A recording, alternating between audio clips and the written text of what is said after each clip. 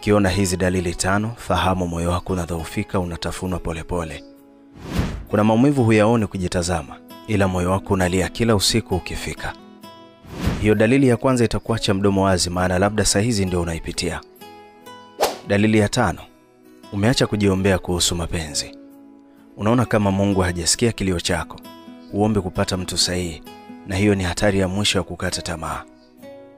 Dalili ya 4, unakuwa na hasira bila sababu ya wazi.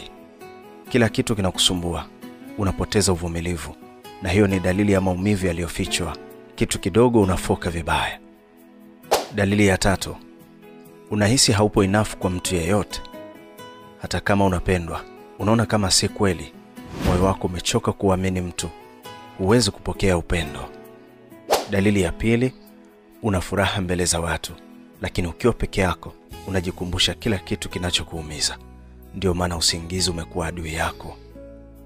Na dalili ya kwanza, unafanya kila kitu ili kutorudi kwenye upweke.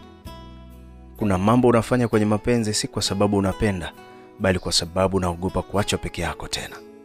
Kama unajisikia hivyo, basi sehemu ya 3 itakusaidia. Naomba usikose, itakuwa ndio hatua yako ya kwanza ya uponyaji. Niambie kwenye comment, unapitia dalili ipi katika hizo?